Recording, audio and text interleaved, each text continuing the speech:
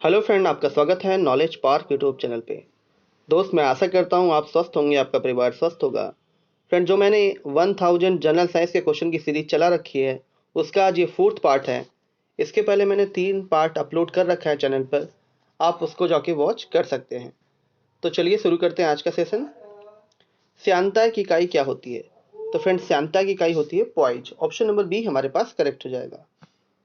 अगला क्वेश्चन है, black hole सिद्धांत की खोज किसके द्वारा की गई है? तो ये की गई है एस चंद्रशेखर के द्वारा। ऑप्शन नंबर सी हमारे पास करेक्ट होगा। ब्लैक होल का सिद्धांत किसने दिया है? एस चंद्रशेखर ने। परमाणु बम का आविष्कार किसने किया है फ्रेंड? तो परमाणु बम का आविष्कार किया है ऑटो हॉर्न ने।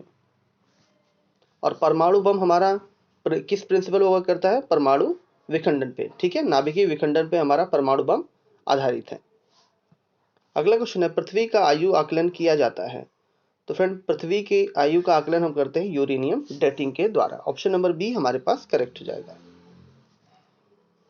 अल्फा और बीटा किरणों की खोज किसने की है? तो फ्रेंड, अल्फा और बीटा किरणों की खोज की है रदरफोर्ड ने। ऑप्शन नंबर सी हमारे पास करेक्ट होगा।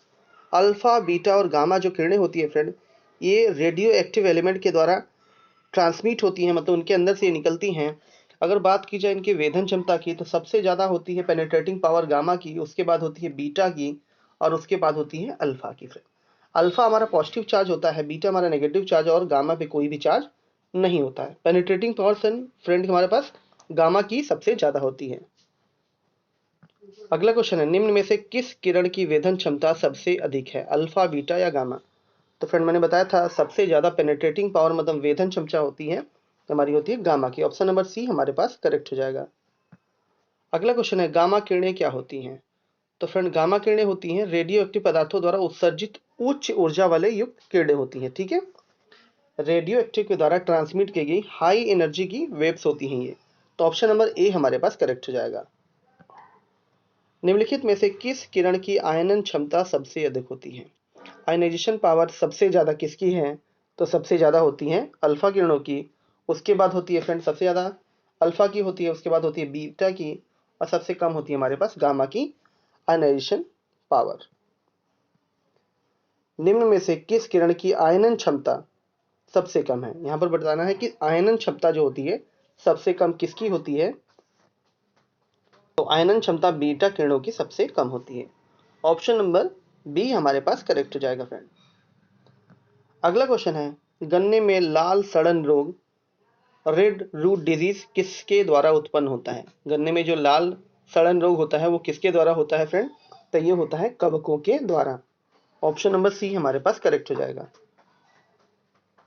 अगला क्वेश्चन है, जापान में लोग किस लाइकेन को सब्जी के रूप में खाते हैं? तो इसको खाते हैं फ्रेंड इंडो कार्पन को। ऑप्शन नंबर सी हमारे पास करेक्ट हो जाएगा। लाइकेन जो जापानी लोग खाते हैं, किस लाइकेन को खाते हैं? इंडो कार्पन को। अगला क्वेश्चन है, मिर्गी की औषधि किस लाइकेन से प्राप्त होती है? मिर्गी का जो फ्रेंड रोग होता है उसमें औषधि जो प्राप्त होती है किस लाइकेन के द्वारा बनाई जाती है? तो ये बनाते हैं हम परमेलिया के द्वारा। ऑप्शन नंबर बी हमारे पास करेक्ट हो जाएगा। आते हैं अगले क्वेश्चन पर, पेड़ों की छाल पर उगने वाले लाइकेन को क्या कहा जाता है? पेड़ों की छाल पे जो लाइकेन उगते हैं उनको क्या कहा जाता है? तो उनको बोलते हैं कार्टिकोल्स। ऑप्शन नंबर ए हमारे पास करेक्ट हो जाएगा फ्रेंड। अगला क्वेश्चन है, कौन सा एक जीवित जीवाश्म लिविंग फॉसिल्स कहा जाता है? मतलब इस पृथ्वी पे सबसे ज्यादा दिनों तक जीवित रहने वालों में से कौन सा है, मतलब उसे ही बोलते हैं हम जीवित जीवाश्म। तो ये हमारा है जिंक को। ठीक है, ऑप्शन नंबर सी हमारे पास करेक्ट हो जाएगा। गुणसूत्रों में होते हैं फ्रेंड, गुणसूत्रों में क्या होते हैं ये हमें बताना है। तो गुणसूत्रों में होते हैं डीएनए और प्रोटीन। ऑप्शन नंबर बी हमारे पास करेक्ट हो जाएगा फ्रेंड। अगला क्वेश्चन है, जेनेटिक्स निम्न में से किसका अध्ययन है? तो जेनेटिक्स में हम अध्ययन करते हैं आनुवंशिकता का। ऑप्शन नंबर डी हमारे पास करेक्ट हो जाएगा फ्रेंड। अगला क्वेश्चन है, आनुवंशिकी यूनिट अर्थात जीन होते हैं, तो बताना है जीन क्या होते हैं? तो जीन होते हैं फ्रेंड गुणसूत्र। ऑप्शन नंबर बी हमारे पास करेक्ट हो जाएगा। अगला क्वेश्चन है, सर्वप्रथम जीन शब्द का प्रयोग किसने किया था? जीन जो शब्द है सबसे पहले प्रयोग किसने किया है? तो ये किया है जोहानसन ने। ऑप्शन नंबर सी हमारे पास करेक्ट हो जाएगा फ्रेंड। अगला क्वेश्चन है, किस ऊतक के नख, खुर और सिंग बने होते हैं? किस ऊतक के, बताना है कि कौन सा ऊतक का बना होता है फ्रेंड हमारा नाखून, खुर और सिंग। तो ये हमारा बना होता है ऑप्शन नंबर बी, केराटिन के कारण। ठीक है, ऑप्शन नंबर बी हमारे पास करेक्ट हो जाएगा। अगला क्वेश्चन है, फेफड़ों को ढकने वाला आवरण क्या कहलाता है? लंग्स को हमारे जो ढकता है उस आवरण को हम क्या बोलते हैं? तो इसको हम बोलते हैं प्लूरा। ऑप्शन नंबर बी हमारे पास करेक्ट हो जाएगा फ्रेंड। अगला क्वेश्चन है, कांच किसमें घुलनशील है? तो फ्रेंड कांच जो है हमारा हाइड्रोजन फ्लोराइड में घुलनशील है। ऑप्शन नंबर डी हमारे पास करेक्ट हो जाएगा। अगला क्वेश्चन है, दिया सलाई की नोक में होता है? दिया सलाई जो फ्रेंड होता है माचिस, उसकी नोक पे क्या लगा होता है? तो ये हमारा लगा होता है लाल फास्फोरस। ऑप्शन नंबर ए हमारे पास करेक्ट हो जाएगा। अगला क्वेश्चन है, गोबर गैस संयंत्र आविष्कार किसने किया है? जो गोबर गैस प्लांट होता है उसका आविष्कार किसने किया है? तो ये किया है फ्रेंड सीबी देसाई ने। और गोबर गैस का जो मुख्य घटक होता है हमारा होता है मीथेन, CH4 होता है फ्रेंड। वेल्डिंग उद्योग में निम्न में से किस गैस का प्रयोग किया जाता है? वेल्डिंग फ्रेंड आपने देखा होगा, वेल्डिंग जो करते हैं उसमें किस गैस का यूज किया जाता है? तो इस करते हैं हम एसिटिलीन गैस का। ऑप्शन नंबर डी हमारे पास करेक्ट हो जाएगा। एसिटिलीन का फॉर्मूला होता है C2H2, फॉर्मूला होता है एसिटिलीन का। अश्रु गैस, टीएस गैस जो होता है फ्रेंड, उसका रासायनिक नाम क्या होता है? तो ये हमारा है क्लोरोएसिटोफिनोन। ऑप्शन नंबर बी हमारे पास करेक्ट हो जाएगा। आंसू गैस के जो गोले छोड़े जाते हैं फ्रेंड, उसका रासायनिक नाम क्या होता है? क्लोरोएसिटोफिनोन होता है। अगला क्वेश्चन हमारा है, सोडा वाटर बनाने के लिए कौन सी गैस प्रयुक्त होती है? सोडा वाटर जो होता है फ्रेंड, उसमें कौन सी गैस प्रयोग की जाती है? तो प्रयोग करते हैं हम कार्बन डाइऑक्साइड का। ऑप्शन नंबर सी हमारे पास करेक्ट हो जाएगा। अगला क्वेश्चन हमारा है, कैंसर के उपचार के लिए प्रयुक्त उत्कृष्ट गैस कौन सी है? ठीक है, कैंसर के उपचार के लिए इसमें से बताना है कौन सी गैस प्रयुक्त की जाती है। तो हम यूज करते हैं फ्रेंड रेडॉन का। ऑप्शन नंबर बी हमारे पास करेक्ट हो जाएगा। और रेडॉन क्या है? एक रेडियो एक्टिव एलिमेंट है। अगला क्वेश्चन है, हीरा और ग्रेफाइट होते हैं? तो फ्रेंड ये होते हैं एक दूसरे के अपर रूप। ठीक है, हीरा और कार्बन ही किसके बने होते हैं? हीरा और ग्रेफाइट बने होते हैं कार्बन के। अगर बात की जाए फ्रेंड हार्डनेस की, तो हीरा ज़्यादा हार्ड होता है एज कम्पेयर टू ग्रेफाइट। और ग्रेफाइट फिर फ्रेंड हमारा होता है गुड कंडक्टर ऑफ इलेक्ट्रिसिटी होता है। ठीक है, क्या होता है? नॉन मेटल होने के बावजूद भी गुड कंडक्टर ऑफ इलेक्ट्रिसिटी होता है, जबकि हीरा गुड कंडक्टर नहीं होता, बैड कंडक्टर होता है फ्रेंड। ठीक है, अगर हीरा की स्ट्रक्चर की बात की जाए तो इसका स्ट्रक्चर होता है 3D, और अगर हम ग्रेफाइट की बात की जाए तो ग्रेफाइट का स्ट्रक्चर होता है 2D। इसको भी आप याद रखिएगा फ्रेंड। सुपरसोनिक वायुयान समताप मंडल में निम्नलिखित पदार्थ उत्सर्जित करते हैं? जो सुपरसोनिक रॉकेट होते हैं फ्रेंड, उनमें से जो उत्सर्जित पदार्थ होता है वो हमारा कौन सा होता है? तो ये हमारा होता है फ्रेंड NOx। ठीक है, यहाँ पर NO2 और NO3। ठीक है, नाइट्रोजन डाइऑक्साइड और नाइट्रोजन ट्राइऑक्साइड का उत्सर्जन करते हैं सुपरसोनिक मिसाइल्स, जिसके कारण फ्रेंड समताप मंडल पे जो हमारा ओजोन लेयर है उसका भी डिप्लीशन होता है। ठीक है, पीले फास्फोरस को किसमें सुरक्षित रखा जाता है? तो फ्रेंड पीले फास्फोरस को हम जल में सुरक्षित रखते हैं। ऑप्शन नंबर ए हमारे पास करेक्ट हो जाएगा। ऑक्सीजन की खोज किसने की है? तो फ्रेंड ऑक्सीजन की खोज की है प्रिस्टले ने। ऑप्शन नंबर बी हमारे पास करेक्ट हो जाएगा। अगला क्वेश्चन है, रसायनों का राजा किसे कहा जाता है? तो हम बोलते हैं फ्रेंड सल्फ्यूरिक एसिड को। ऑप्शन नंबर बी हमारे पास करेक्ट हो जाएगा। सल्फ्यूरिक एसिड का फॉर्मूला होता है H2SO4 होता है फ्रेंड। ठीक है, आते हैं अगले क्वेश्चन पर। ऊष्मागतिकी का प्रथम नियम किस अवधारणा की पुष्टि करता है? जो थर्मोडायनेमिक्स का प्रथम नियम है वो किस अवधारणा की पुष्टि करता है फ्रेंड? तो ये हमारा करता है ऊष्मा संरक्षण का। ऑप्शन नंबर ए हमारे पास करेक्ट हो जाएगा। अगला क्वेश्चन है, अशुद्धि मिलाने से द्रव का जो क्वथनांक है, बॉइलिंग पॉइंट होता है, वो क्या हो जाता है?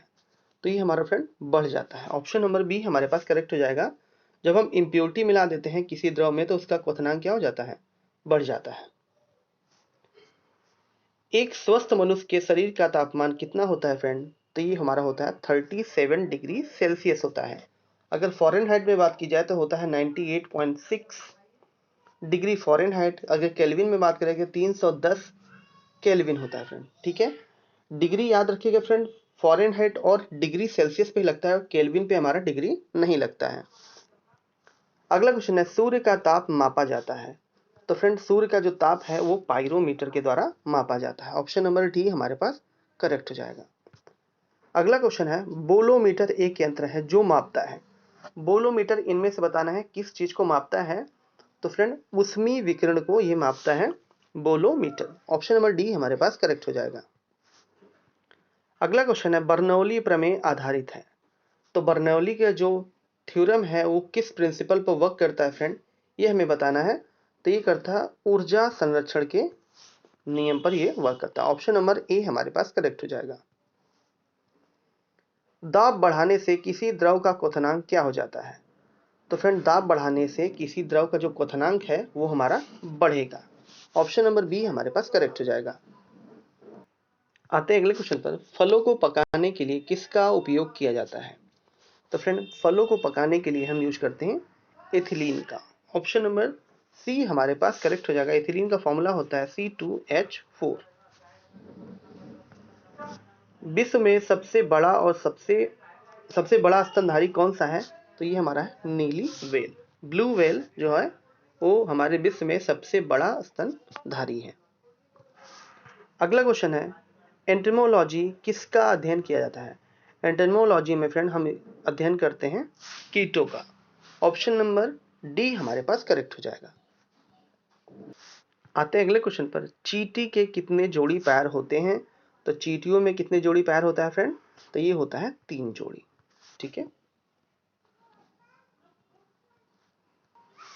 आते हैं अगले क्वेश्चन पर, अदरक होता है रूपांतरित, अदरक जो होता है किसका रूपांतरित भाग होता है फ्रेंड। तो ये हमारा होता है तने का रूपांतरित भाग ही होता है अदरक। ऑप्शन नंबर डी हमारे पास करेक्ट हो जाएगा। बांस किस कुल का पौधा है। तो फ्रेंड बांस जो होता है वो घास कुल का पौधा है। ऑप्शन नंबर बी हमारे पास करेक्ट हो जाएगा। अगला क्वेश्चन है, चिलगोजा निम्न में से किस एक प्रजाति के बीज से प्राप्त होता है। ठीक है, तो ये प्राप्त होता है फ्रेंड पाइन से। ऑप्शन नंबर ए हमारे पास करेक्ट हो जाएगा फ्रेंड। चिलगोजा हमें किससे प्राप्त होता है, पाइन से प्राप्त होता है। आते हैं अगले क्वेश्चन पर, पेंसिल में प्रयुक्त काला सीसा जो ब्लैक लीड होती है वो किससे बनी होती है। तो ये बना होता है ग्रेफाइट का। ऑप्शन नंबर सी हमारे पास करेक्ट हो जाएगा। अगला क्वेश्चन है, कार्बन का शुद्धतम रूप या प्योरेस्ट जो फॉर्म होता है वो हमारा होता है फ्रेंड हीरा। ठीक है, प्योरेस्ट फॉर्म की बात कर रहा है, तो यहाँ पर कार्बन का जो शुद्धतम रूप होता है वो हमारा होता है हीरा। अगला क्वेश्चन है, नाइट्रोजन गैस है। नाइट्रोजन जो गैस होती है वह फ्रेंड हवा से भारी हल्की है उसके बराबर है, ये हमें बताना है। तो ये होती है हवा से हल्की। ऑप्शन नंबर बी हमारे पास करेक्ट हो जाएगा। और जो चिप्स के पैकेट होते हैं फ्रेंड उनमें भी नाइट्रोजन गैस भरी जाती है, और नाइट्रोजन जो गैस होती है वो नॉन पॉइजनस गैस है। अगला क्वेश्चन हमारा है, मनुष्य को ध्वनि कंपन की अनुभूति किस आवृत्ति सीमा तक होती है। तो फ्रेंड ऑडिबल रेंज जो हमारा होता है ह्यूमन का वो होता है 20 से लेकर के 20 हर्ट्ज के बीच में होता है। अगर बात की जाए 20 हर्ट्ज से कम की फ्रेंड, ठीक है, तो ये हमारा होता है इंफ्रासोनिक। और 20,000 हर्ट्ज से अगर ऊपर की बात की जाए तो इसे हम बोलते हैं अल्ट्रासोनिक। ये दोनों ही मनुष्य के द्वारा नहीं सुनी जा सकती हैं। तो फ्रेंड आपको ये सेशन कैसा लगा कमेंट बॉक्स में हमें ज़रूर बताइएगा। साथ ही साथ अपने दोस्तों के साथ और किसी भी एजुकेशनल ग्रुप में आप इस वीडियो को शेयर कीजिए, लाइक कीजिए। अगर आपने हमारा चैनल सब्सक्राइब नहीं किया तो उसको भी सब्सक्राइब कर लीजिए। Thank you.